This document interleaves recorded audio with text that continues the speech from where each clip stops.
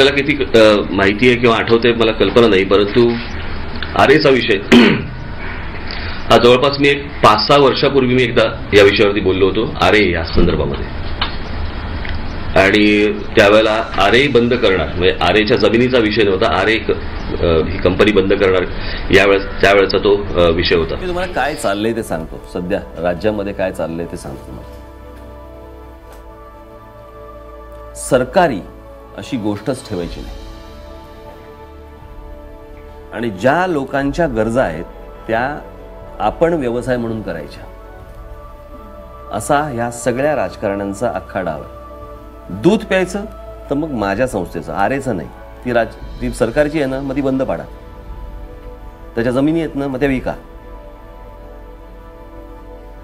शिक्षण संस्था, शिक्षण लागतं ना, मग राज्य सरकारच्या किंवा ज्या आहेत ना महानगरपालिकेच्या, त्या कशा बंद करता येतील त्या पहिल्या बघा आणि तिकडे मग आपल्या शाळा सुरू करा.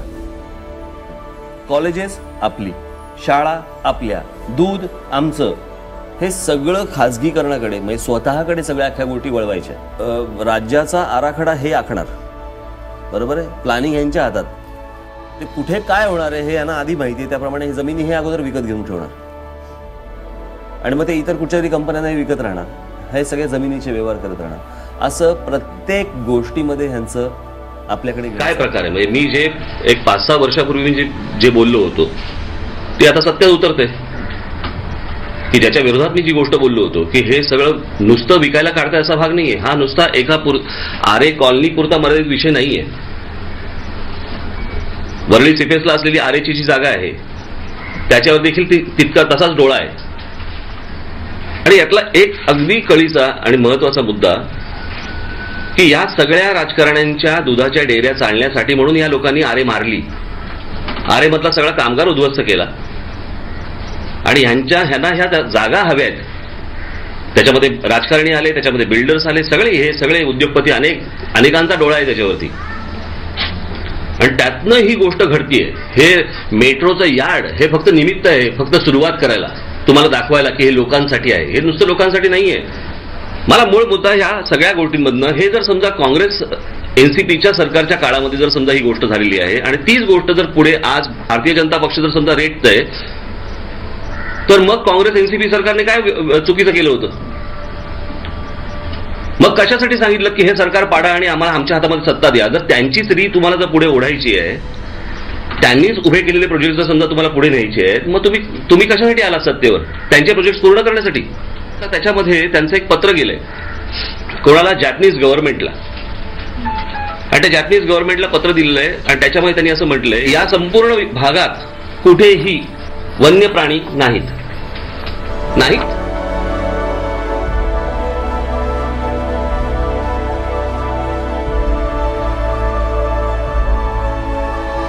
आणि हे रिपोर्ट आता देत आहेत इथे की वन्य प्राणी नाहीत आणि तिथे जंगलही नाही असं म्हणतात. माझं असं म्हणणे, माणसांनाही नीट जगू द्यात, प्राण्यांनाही नीट जगू द्यात तिथे. बरं आहे जागा ना, मग कशाला ओरबाडत आहे. मी प्रगतीच्या विरोधातला नाहीये, परंतु ओपन स्पेसेस ज्या आपल्या शहरांमध्ये आहेत, ज्या लोकांसाठी आहेत, त्या ओपन राहिल्याच पाहिजेत. त्याही जर समजा तुम्ही इमारती भरून टाकणार असाल, उपयोग काय त्याचा. मग आज जर समजा तुम्ही मुंबईमध्ये बघितलं तर समजा स्लम रिडेव्हलपमेंट स्कीम्स ह्याच्या जर समजा डेव्हलपमेंट करायच्या ठरवल्या आत्ता फक्त तेवढ्याच, तर साधारणपणे पुढच्या 100 वर्षाचं काम आहे. मग अशा परिस्थितीमध्ये ज्या रिकाम्या जागा आहेत ह्या तुम्ही कशासाठी विकताय, कोणासाठी विकताय, कोणाचं लक्ष आहे त्याच्यावरती. माझ्याकडे आता अख्खा डेव्हलपमेंट प्लॅन आलेला आहे, सगळं त्याची जी संपूर्ण आखणी, कुठेही 8, कुठेही 7, कुठेही 5 FSI देता तुम्ही. आरेची विल्हेवाट लावायची, या शहराची लावायची. मी काय कुठचा प्रोजेक्ट रोखण्यासाठी म्हणून बसलेलो नाहीये, मी काय प्रगतीच्या आड येणारा माणूस नाही. तुमचं जर लक्षात असेल तर मी गेल्या विधानसभेच्या वेळेला मी एक 16 मिनिटाची फिल्म केली होती, त्याच्यामध्ये देखील हा याचा उल्लेख आहे. त्याच्यामुळे काय अचानक आलेली जाग नाही मला. एक पटकन डोळ्यासमोर परदेशातलं उदाहरण येते.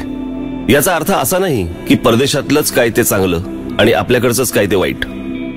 माझं म्हणणं एवढंच आहे की जे चांगलं आहे ते स्वीकारायला काय हरकत आहे. एक उत्कृष्ट केस स्टडी आहे न्यूयॉर्क मधल्या सेंट्रल पार्कची. न्यूयॉर्कच्या मॅनहॅटनला शहराच्या अगदी मध्यात ते पार्क आहे. ते सुरू झालं 1857 साली, जेव्हा आपण स्वातंत्र्याची पहिली लढाई लढत होतो. हे पार्क 778 एकरात पसरलंय. म्हणजे आपल्या मुंबईच्या शिवाजी पार्क एवढी 28 ते 30 मैदानं बसतील एवढं मोठं पार्क आहे ते. नागरिकांनीच पुढाकार घेऊन ते सुरू केलं, राखलं आणि आजही न्यूयॉर्कच्या गजबजाटात ते पार्क स्वतःचं सौंदर्य टिकवून आहे. कोणा एकाची मालकी नाही की अतिक्रमण नाही. इथे दाट झाडी आहे, प्राणी संग्रहालय आहे, तळं आहे, पक्षी निरीक्षण केंद्र आहे. मुख्य म्हणजे या वर्दळीच्या भागात लोकांना हवी असलेली एक शांतता आहे. आणि या एवढ्या मोठ्या पार्कचं व्यवस्थापन कुठचीही सरकारी यंत्रणा करत नाही, तर सेंट्रल पार्क कन्झर्वन्सी नावाची संस्था करते. हे का होत असेल? कारण ते पार्क लोकांनी उभारले, ते इतकं सुंदर राखलंय की ते लोकांना आजही हवंसं वाटतंय. त्या तुलनेत आपल्याकडे काय आहे? आपल्याकडे पण मुंबईत एक पार्क आहे, बोरिवलीचं संजय गांधी राष्ट्रीय उद्यान. वन विभागाच्या जमिनीवर हे पसरलंय. बरं, हे जंगल किती अवाढव्य आहे माहितीये? पवईला सुरू होतं ते थेट संपतं घोडबंदरला. हे जंगल किती पसरलंय माहितीये? ते आहे 104 चौरस किलोमीटर्स. मी तुम्हाला सेंट्रल पार्क मध्ये किती शिवाजी पार्क मैदानं बसतील हे सांगितलं. आता आपल्या मुंबईतलं जंगल किती आहे माहितीये? 30 सेंट्रल पार्क बसतील एवढ्या अवाढव्य जागेवर हे पसरलंय. बरं, न्यूयॉर्कला असं पार्क उभारावं लागलं, तर आपल्याकडे निसर्गानेच आपल्या पदरात दान टाकलंय. पण आपण या पार्कची काय अवस्था करून ठेवली आहे माहितीये? भीषण अवस्था आहे. पार्कला चारी बाजूनी वाळवी लागल्यासारख्या इमारती आहेत. बिल्डर मंडळी वाटेल तसं जंगल ओरबाडतायत. जंगल आक्रस्त आहे. तिथले प्राणी शहरात आसरा शोधतायत.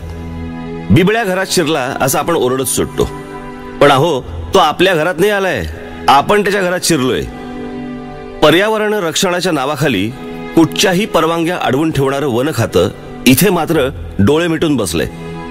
अक्षरशः या जागेवर बलात्कार होतोय. वन विभागाच्या अशा अनेक जमिनी सरकारी आशीर्वादाने कशा ओरबाडल्या जात आहेत हे मी तुम्हाला दाखवतो.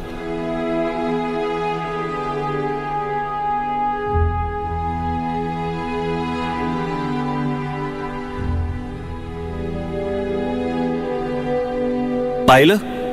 याचं कारण सेंट्रल पार्कवर जसं लोकांचं लक्ष असतं तसं आपण ठेवत नाही.